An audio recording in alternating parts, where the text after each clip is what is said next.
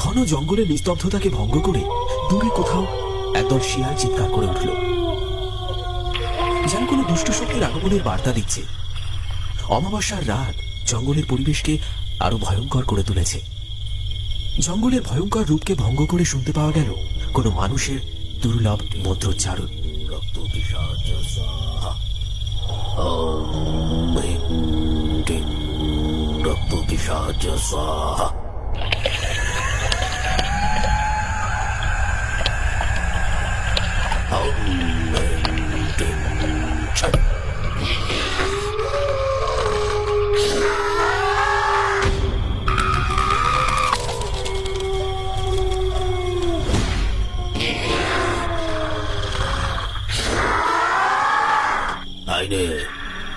তোরা উঠে আয়, উঠে আয় জলের তলা থেকে।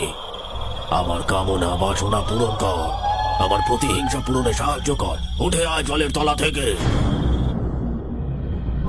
নিধুরাম গড়াই ওরফে নিধু চিতলপুর গ্রামে জমিদার গোপাল গোড়াইয়ের বড় ছেলে।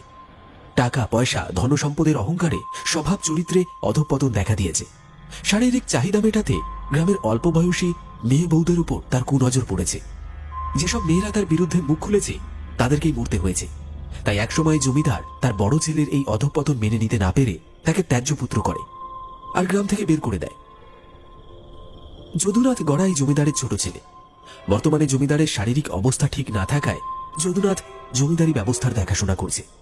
বিষয় সম্পত্তি থেকে বঞ্চিত হয়ে নিধুরাম বিগত 2 বছর ধরে গ্রামের বাইরের শ্মশানে মশানে ঘুরে বেরিয়েছে আর প্রতিহিংসা পূরণ করার জন্য শ্মশানে বিভিন্ন তান্ত্রিকের কাছে কিছু তন্ত্রক্রিয়া আয়ত্ত করেছে। 2 বছর পর নিধুরাম ফিরে এসেছে চিতলপুর গ্রামের শেষ প্রান্তে এই কালো পাহাড়ের জঙ্গলে। জঙ্গলের ভেতরে এক জলার ধারে বসে রক্ত পিশাচের আরাধনা করছে নিধুরাম। ওম হিং টিং রক্ত পিশাচ স্বাহা। ওম হিং টিং ছট।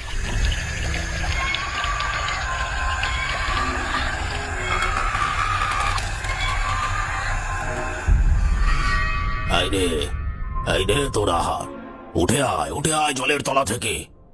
আমার কামনা বাসনা পূরণ কর, আমার প্রতিহিংসা পূরণে সাহায্য কর। উঠে আয় জলের তলা থেকে। নিধুর কথা শেষ হওয়া মাত্র জলার মধ্যে শুরু হলো তোলপাড়। কেউ যেন জলের তলদেশ থেকে উঠে আসতে চাইছে। চারপাশ থেকে কালো ধোঁয়া জড়ো হচ্ছে জলের উপরে। আস্তে আস্তে অবয়বটি তার আকৃতিতে ফিরে আসছে।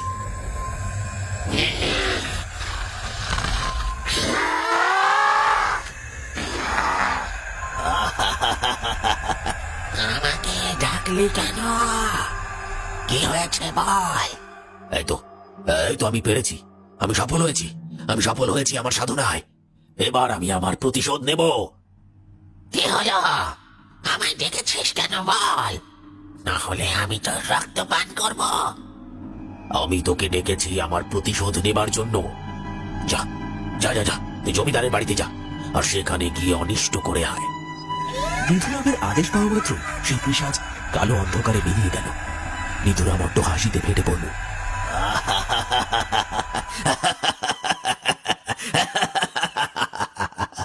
অমাবস্যার এই কালো অন্ধকারে সকলের অজান্তে জমিদার বাড়িতে পিশাচের কালো ছায়া নেমে এলো।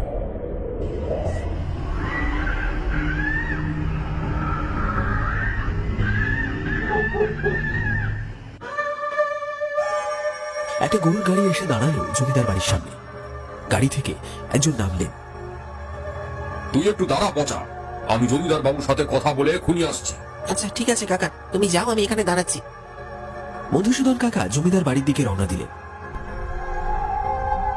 ঠিক তখনই কাউকে দেখে মধুসূদন কাকা থমকে দাঁড়িয়ে পড়লেন। দেখলেন কেউ একজন জমিদার বাড়ির ছাদে হাঁটা চলা করছে।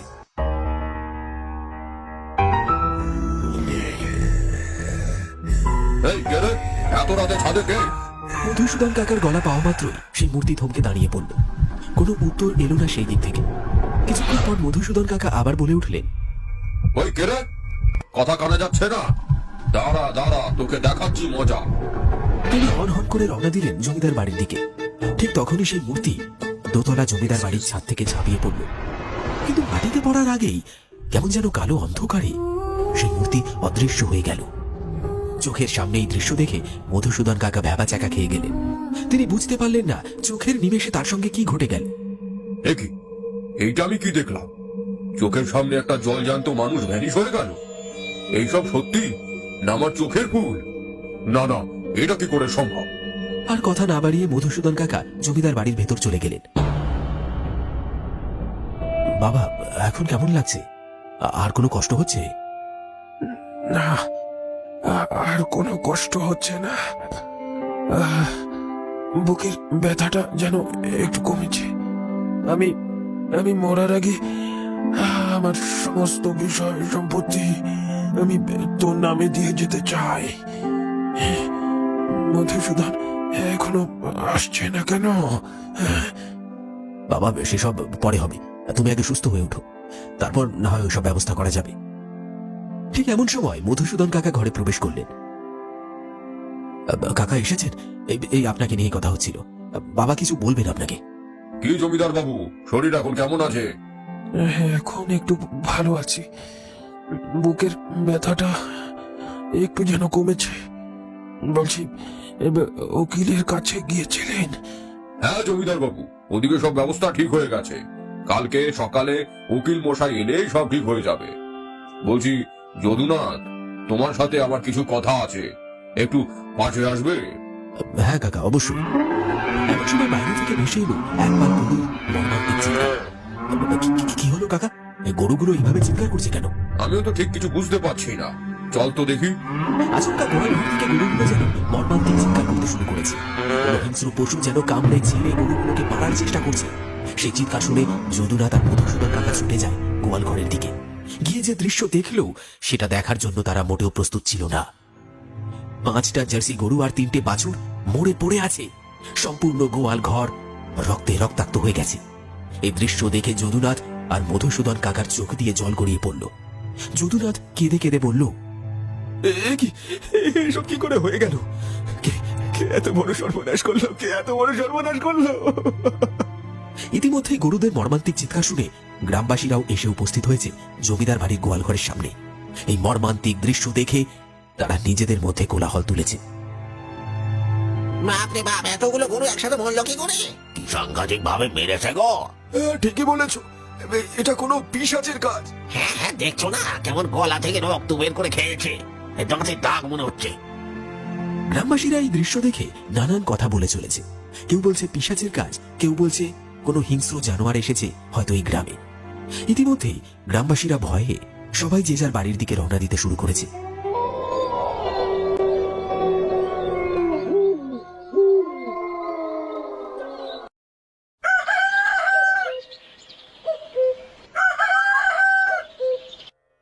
যদুনাথ, তুমি এইখানে?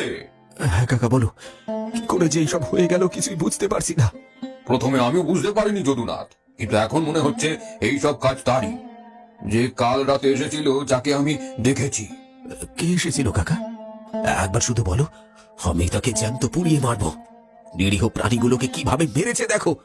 কাল আমি যাকে দেখেছি সে কোনো মানুষ নয় যদুনাথ।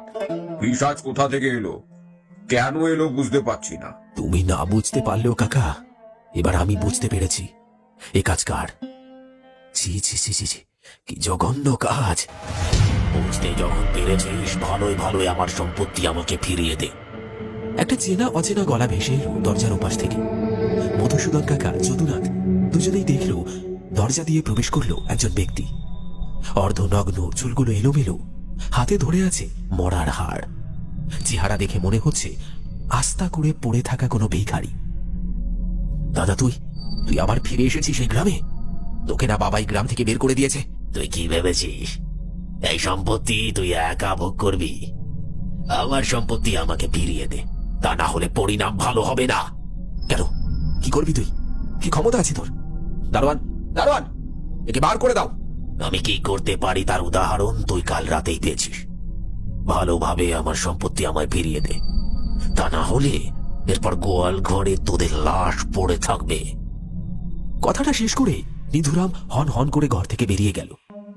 কিছুক্ষণ যেন ঘরের পরিবেশ থমথমে হয়ে উঠল। তার মানে কাল রাতে ওই মর্মান্তিক ঘটনা তার দাদা ঘটিয়েছে। এখন কি করবে, কিভাবে সেই পিশাচের হাত থেকে রক্ষা পাবে, কিছুই বুঝে উঠতে পারছে না। যদুনাথ, এখনই ভেঙে পড়লে চলবে না। আমাদের হাতে সময় কম। নিধুরাম আজকে রাতে আবার পিশাচ পাঠাবে। ওর পরবর্তী শিকার আমরা হব। চাই না, চাই না, চাই না আমার এত সম্পত্তি।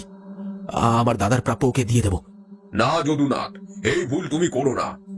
তুমি কি ভেবেছো তোমার দাদা সম্পত্তি পেলে তোমাকে ছেড়ে দেবে আর এই গ্রামের উন্নতি হবে? পুরো গ্রাম ধ্বংস হয়ে যাবে ওর হাতে। গ্রামের কোনো মেয়েরা বউয়েরা রক্ষা পাবে না ওর লালসার হাত থেকে।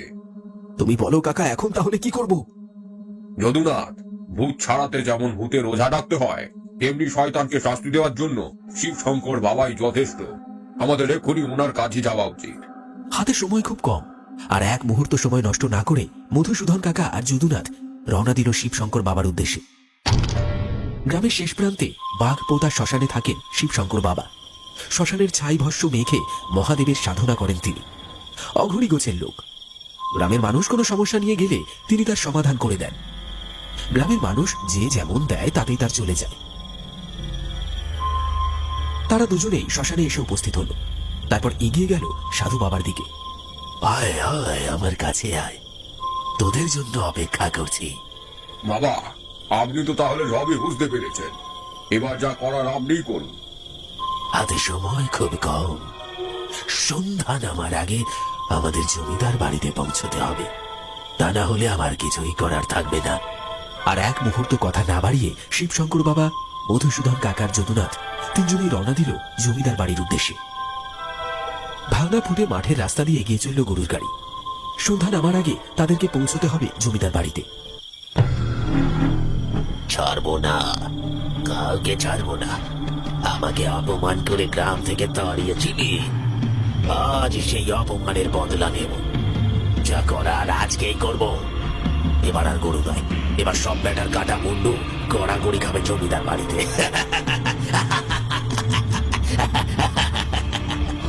গরুর গাড়ি যখন জমিদার বাড়ির কাছে, তখন যথারীতি সন্ধ্যা নেমে গেছে। গাড়ি থেকে নেমে সবাই রওনা দিল ভেতরের দিকে। আর তখনই ঠিক থমকে দাঁড়িয়ে পড়লেন বাবা।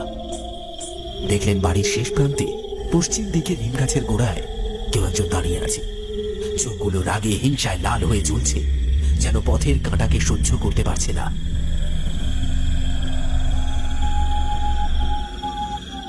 কি হলো বাবা, দাঁড়িয়ে পড়লেন? ভেতরে চলুন। সময় নষ্ট না করে সকলেই ঘরের ভেতরে প্রবেশ করল। সাধু বাবা একবার ঘরের চারপাশটা ঘুরে দেখলেন, তারপর সবার উদ্দেশ্যে বললেন, আজ এই বাড়ির ওপর কাল রাত্রি নেমেছে। ওকে আটকাতে না পারলে এই বাড়ির সবাইকে ও মেরে ফেলবে। নিধুরাম যা পাপ করেছে, সেই পাপের শাস্তি পাওয়ার সময় এসে গেছে। কিভাবে রক্ষা পাবো বাবা এই পিশাচের হাত থেকে? আমি আর রক্ষা করার কি? যিনি রক্ষা করবেন তিনি আমাকে পাঠিয়েছেন। আজ সাপুরের মৃত্যু সাপের হাতে হবে। যা বলছি আমার কথা মন দিয়ে শোনো। আর দেরি না করে কি করতে হবে সেটা সাধু বাবা সবাইকে বুঝিয়ে বললেন।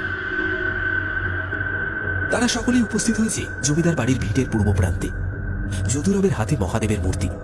শিবশঙ্কর বাবা বললেন, আমি যেমনটা বলেছি, বাবার এই দেব মূর্তি বাড়ির চার কোণে রেখে দাও, আর আমি ভস্ম দিয়ে বাড়ির চারপাশে রক্ষা কবচ তৈরি করব। বাবার কথা মতো যদুনাথ বাড়ির চার কোণে বাবার মূর্তি প্রতিস্থাপন করল, আর সাধু বাবা শ্মশানের ভস্ম দিয়ে বাড়ির চারপাশে রক্ষা কবচ টেনে দিলেন। তোমরা সবাই বাড়ির ভেতরে যাও, এইখানে তোমরা সুরক্ষিত নাও। আমি বাড়ির মূল দরজায় পাহারায় আছি, তোমরা ভেতরে যাও। ঠিক আছে বাবা, আপনি যা বলবেন তাই হবে। সাধু বাবার কথা অমান্য না করে সকলেই ঘরের মধ্যে প্রবেশ করল। তারপর বাড়ির জানলা দরজা সব বন্ধ করে দিল। এদিকে মূল গেটে বসে আছেন সাধু বাবা নিজে। ওম হ্রিং ক্লিং রক্তপিশাচ স্বাহা। ওম হ্রিং ক্লিং ছট।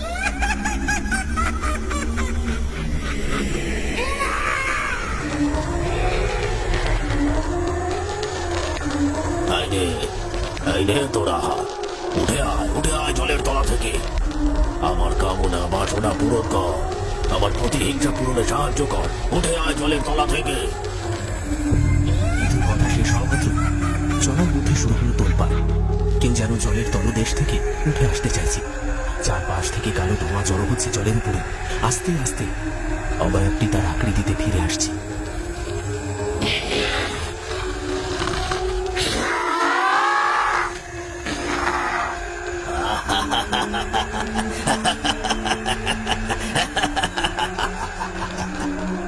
যা যা, জমিদার বাড়িতে যা, শেষ করে দিয়ে আয় সবকটাকে। আজই আমার প্রতিশোধ পূরণ হবে। নিধুরামের আদেশ পাওয়া মাত্রই সেই পিশাচ কালো অন্ধকারে মিলিয়ে গেল। জমিদার বাড়ির মূল দরজার সামনে বসে সাধু বাবা কি যেন বিড়বিড় করে মন্ত্র বলে চলেছেন। রাত তখন 11টা কিংবা 12টা। আকাশে কালো মেঘ জড়ো হচ্ছে। কাল রাত্রে এসে উপস্থিত হয়েছে জমিদার বাড়ির মাথার উপরে। সাধু বাবা চোখ মেলে তাকালেন। ঠোঁটের কোণে মুচকি হাসি লেগে আছে তার। যেই না সেই পিশাচ জমিদার বাড়ির সীমানায় প্রবেশ করতে গেল, ঠিক তখনই সাধু বাবার ভস্য দিয়ে টানা রক্ষা কবচ দাউ দাউ করে চলে বাড়াতে সেই পিশাচ প্রবল গর্জন করতে শুরু করল।